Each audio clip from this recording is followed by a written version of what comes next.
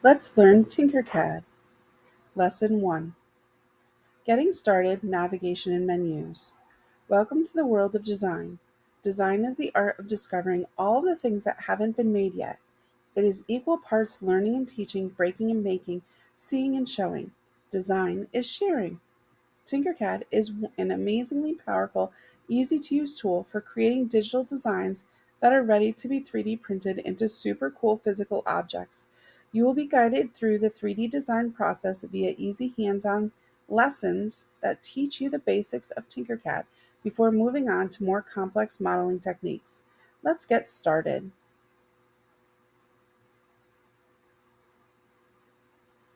Welcome. Welcome to Tinkercad. Tinkercad is a fun and easy to use tool for creating digital designs that are ready to be 3D printed into physical objects. In this project, we will provide you with the functional skills necessary to start designing amazing models. In your first lesson, you will be guided step by step through how to use the workplane, Tinkercad's menus and interface, camera controls, and the basics of moving objects. Let's go. Instructions. 1. Continue to the next step. Please click Next. Arriving in Tinkercad. When you first arrive in Tinkercad, you will see the workplane, which looks like a blank sheet of graph paper. This is where you will be creating your designs. Now, find the Tinkercad logo. In the upper left, below the logo is a menu bar which extends across the top of the screen. The buttons across the menu bar are actions that you can perform in Tinkercad. To the left of the work plane, under the Tinkercad logo, are the View cube and Navigation buttons. To the right of the work plane is the Shapes menu. These shapes are the foundation of all creation in Tinkercad. Now, let's take a detailed look at the work plane. Instructions. Continue to the next step. Click Next.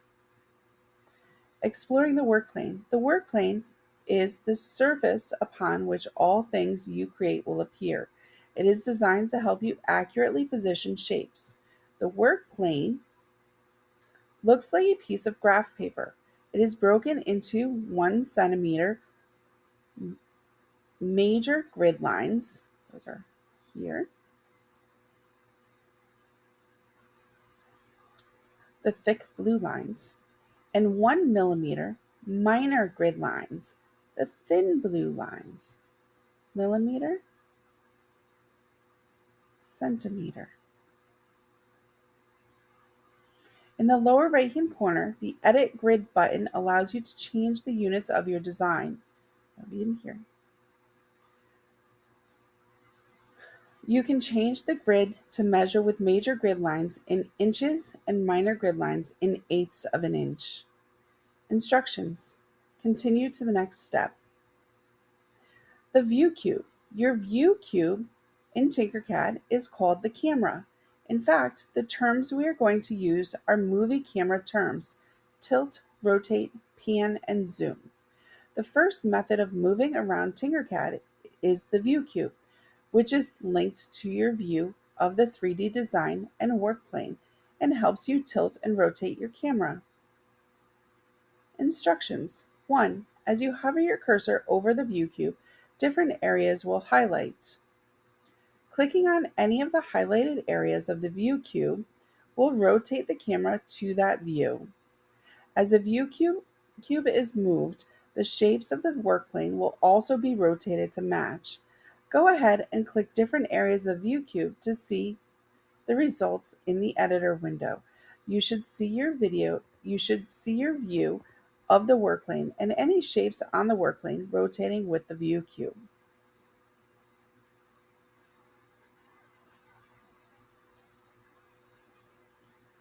Want to move your camera back to where it started? Click on the Home button below the View cube to return to where your starting view was. Right here is your Home button, and when you click it, your view goes back to original. Now you're getting it. Click Next. What are hints? See the orange shapes in the middle of the workplane? These are called hints. Hints are outlines of shapes or work planes to guide you through the lessons. Continue to the next step. Click Next. Shapes menu. The hint wants you to grab a cube and place it in the center of the work plane. To do that, we'll need to explore the Shapes menu. That's this menu here. Instructions. Find the basic Shapes menu and drag a box to the work plane and place it within the hint. Continue to the next step. Click Next. Viewing your object from all sides. Rotate around your shape and check to see if it is completely within the hint. If you find that your block is not perfectly placed, like the image below, it is okay. Simply click and drag the shape until you are happy with its placement. Still not sure you've got it right? Let's take a closer look by zooming in.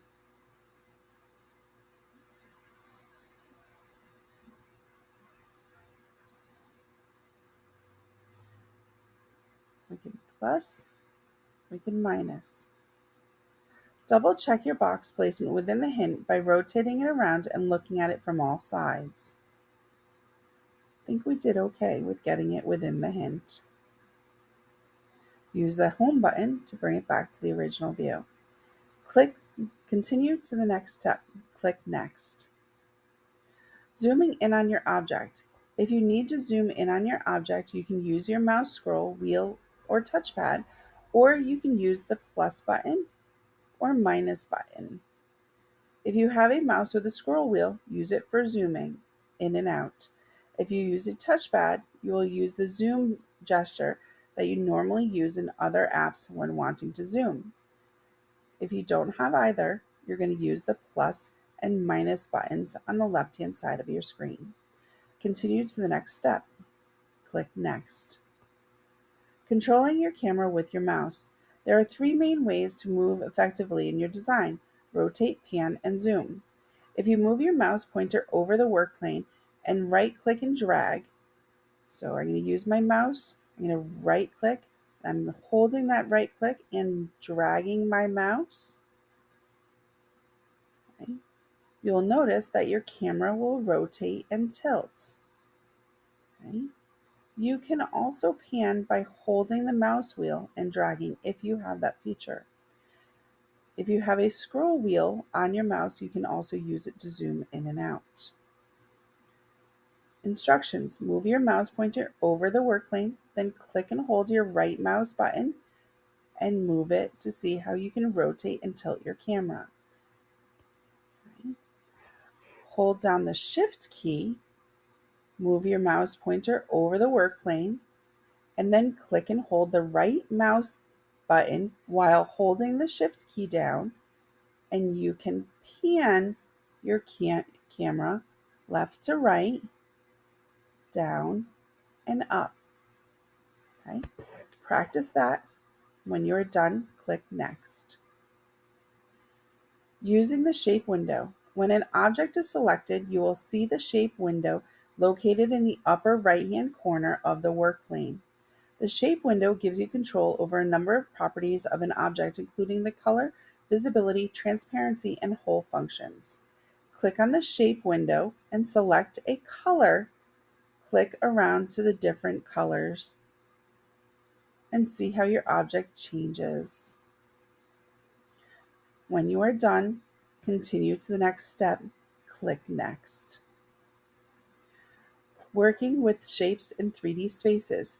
We are now going to explore working with objects in 3D spaces, which means not just moving them on the work plane, but also moving them away from and even underneath the work plane. This can be tricky at first, so let's learn some tools to help us think in 3D. For the rest of the lesson, we'll need a second object so we can explore these tools. Instructions: drag a sphere to the work plane and place it within the sphere hint. So I'm coming to my Shapes menu. I'm going to left click on the sphere, hold my left click down, and drag my sphere into the hint. I'm going to let go of the left click, and then I'm going to continue to the next step. Click Next. The 3D modeler salute. Our first tool is a 3D modeler salute, which will help you think in 3D. Make your hand like the hand in the picture. We're going to give each finger a letter. Your middle finger is the x-axis, your pointer finger is the y-axis, and your thumb is the z-axis. Okay. Your middle finger will be the x-axis, which travels from left to right, defining the bottom edge of the work plane, similar to where my cursor is moving across the screen now. Your index finger will be the y-axis, which extends from the bottom of the screen to the top, defining the left edge of the work plane. So it would be this bottom backwards edge of my box, moving from the front of the work plane to the back of the work plane along the x-axis. Your thumb will be the z-axis, which is an invisible edge that is perpendicular to the work plane, and it would be the same as this edge on my box, going from the corner of the x and y axis on the work plane all the way up to show the height of my object. Continue to the next step. Click Next. Translation, more than a fancy word for moving. In 3D modeling, there are many ways to move an object. The first type of moving is translation. Translation is changing an object's position without rotating the object or changing its size. When you move an object from left to right on the work plane, you are translating it in the positive direction. When you move it right to left, you are translating it in the negative direction. When you move an object from near to far, you are translating it in the positive direction along the x-axis. When you are moving an object far to near, you are moving it in the positive direction. Okay? When you lift something off the work plane, you are translating the object in a positive direction along the z-axis. Okay? And then if I bring it down to the work plane, I would be translating it in the negative direction. Okay. Continue, click Next. Notice the arrow handle above the sphere. This handle allows you to move the object up or down, as I just modeled. You'll also notice that the sphere leaves a shadow on the work plane when you drag it up. The distance between the shadow and the sphere increases, and a number measurement appears to the right of the sphere. This number is a score, and the corresponding lines indicate the distance between the object and the work plane. Okay, so distance from here down to the work plane. Okay, and we want it to be at 11. So you can see that 11 showing right here. That's how far this object is away from the work plane. Click on the sphere using the vertical drag handle, the cone at the top. Move the sphere to 11 millimeters away from the work plane. When you've done that, click Next. To move an object along the X and Y axis, simply click and drag the object. As you do this, you will see two numbers appear to the right of the object. These numbers represent the distance an object has been moved from its previous position.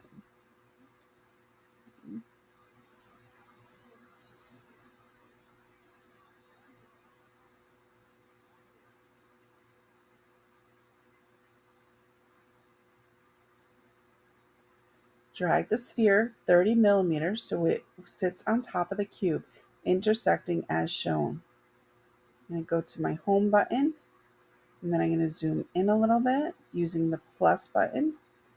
I'm right clicking and holding it as I look around my two objects to see that my sphere was centered. Click Next when you're ready. The whole property, we are now going to introduce two Boolean operations, addition and subtraction. A Boolean operation is how you can combine two objects into a new shape. Boolean addition adds one shape to another. So if the box and the sphere were combined, the sphere and the box, you'd have a single shape that was a box with a hemisphere protruding on the top. With Boolean subtraction, you can turn one shape into a negative space and use it to remove material from another.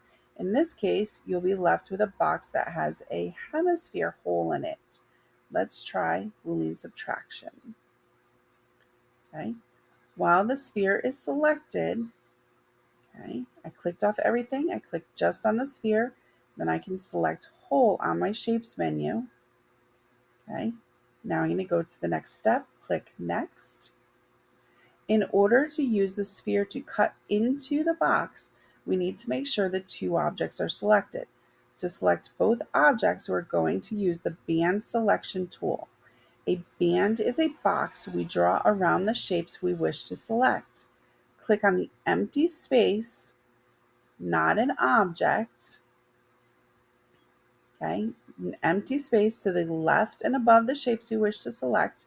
Then while holding the mouse button down, the left mouse button, drag your window so that it covers both objects. And your mouse is in the lower right-hand corner and you're still holding that left click down. I'm going to let go of it, and now both of my objects are selected, and I know that because I have my grips at the bottom of my lower object and I have my Z vertical height at the top of my second object.